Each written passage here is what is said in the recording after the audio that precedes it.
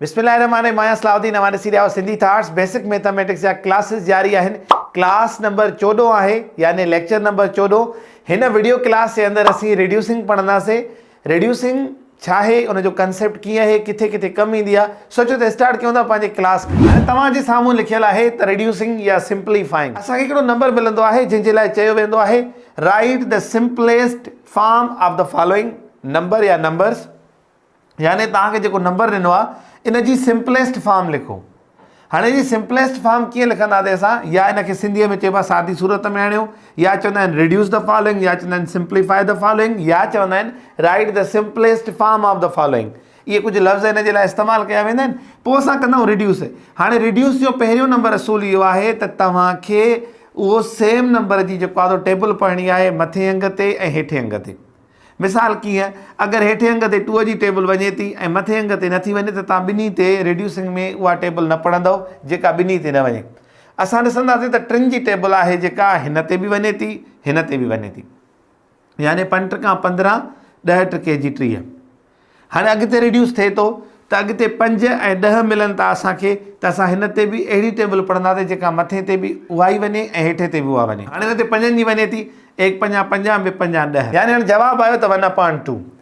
असां हिनखे इहे नंढियुनि नंढियुनि टेबल्स में विरहाए करे बि करे सघूं था, या त असां डायरेक्ट टेबल बि पढ़ी सघूं था, 1 × 15 = 15, 2 × 15 = 30, तॾहिं बि असांजो जवाबु साॻियो ईंदो। पर बसि सिंप्लीफाइंग में या रिड्यूसिंग में शर्त इहो आहे त टेबल असां साॻे ई नंबर जी पढ़ूं। हाणे असांखे ॿियो दर्जो मिलियो आहे 2 × 10 = 20 ऐं चयो वञे थो त तव्हां इनखे सिंपलेस्ट फॉर्म में लिखो या इनखे रिड्यूस कयो। त असां छा कंदासीं, सभ खां पहिरियां हिनखे इम्प्रॉपर में तब्दील कंदासीं। जेको असां सिखिया आहियूं त हिनखे हिन सां ज़र्ब कंदासीं, 2 × 40, 40 में मिलाईंदासीं, घणो थींदो 50, ऐं 50 घणो थींदो 20, साॻा ई लाइ रखंदासीं। हाणे असां टेबल ॾिसंदासीं, हिननि ॿिन्ही ते 2 जी बि वञे थी, 5 जी बि वञे थी, पर जे 10 जी वञे थी त डायरेक्ट उहा पढ़ंदासीं, 2 × 20, 5 × 50। हीअ हिन जो जवाबु आहे ऐं हीअ हिन अंग जी सादी सूरत आहे। यानी ज़रूरी न आहे त हमेशह तव्हांखे डायरेक्ट अंग मिले, कॾहिं कॾहिं कंपाउंड में मिलंदो आहे, तॾहिं बि तव्हां रिड्यूस कंदा आहियो। जस्ट इहो सम्झणो आहे त रिड्यूसिंग जॾहिं बि तव्हां अपान वारनि नंबर्स जी कयो था त जेका टेबल मथे ते पढ़ो था उहा ई हेठे ते पढ़ो।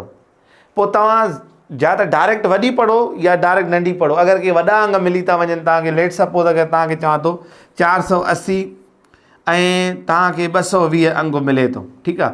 हाणे ज़ाहिरी ॻाल्हि आहे डायरेक्ट तव्हां मतिलबु कंहिंजी टेबल पढ़ंदव, हिन ते 10 जी पढ़ो, 5 जी पढ़ो, 2 जी पढ़ो। पर कुझु ॿार अहिड़ा हूंदा आहिनि जिन खे मतिलबु नंढनि नंढनि अंगनि जी टेबल पढ़ी करे आसानी थींदी आहे रिड्यूस करण में, त तव्हां उहा बि करे सघो था हिनखे। अच्छा, हीअ जॾहिं 0 लिखियो आहे त मां तव्हांखे हिकिड़ी ॻाल्हि ॿुधाए छॾियां त जॾहिं बि तव्हांखे ज़ीरोज़ वारा नंबर रिड्यूस करण लाइ मिलनि न, त तव्हां छा कंदा कयो, जेतिरा अंग मथे 0 ॾिनल आहिनि ओतिरा हेठों बि कटे छॾियो। मिसाल कीअं, माना मथे 2 0 कटियासीं त हेठि बि ओतिरा 2 0 कटींदव, त जवाबु छा ईंदो, 5/6 असांजो जवाबु आहे। अञा हिकिड़ो ॿियो मिसाल ॾियांव, अगरि हिते मिले थो 520/600, पोइ छा असां हिन जा हेठियां 2 0 कटींदासीं? न, छो त मथे 1 0 आहे, हेठि 2 आहिनि, त तव्हां ओतिरो कटियो जेतिरो मथे जो था कटियो। त हाणे असांखे जवाबु मिलंदो 52/60। असां हिनखे फर्दर रिड्यूस कंदासीं। पर रिड्यूसिंग जे अंदरि इहो बि आहे त तव्हां ज़ीरोज़ बि कटे करे उनखे रिड्यूस करे सघो था। हाणे इहो नेक्स्ट असांजो क्वेश्चन आहे त रिड्यूसिंग किथे किथे कमु ईंदी आहे। रिड्यूसिंग तव्हांजी प्लस माइनस में जॾहिं तव्हां जवाबु लिखंदा आहियो उते बि तव्हांखे कमु ईंदी आहे। मिसाल कीअं, अगरि हिकिड़ो तव्हांखे दर्जो मिले थो 20 प्लस, असां वरी हेठों बि छेद में 20 लिखूं था, हिते 2, हिते 10 था लिखूं, ठीकु आहे। हाणे असांजो लाइक टर्म आहे त असां छा कंदासीं, हेठों 20 साॻा लाइ रखियासीं ऐं मथियां पाण में जोड़ कंदासीं, थींदा 12। पोइ छा इहो जवाबु आहे असांजो? न, असांजो जवाबु हूंदो अञा सिंपलेस्ट फॉर्म, यानी 6 × 12, 10 × 20।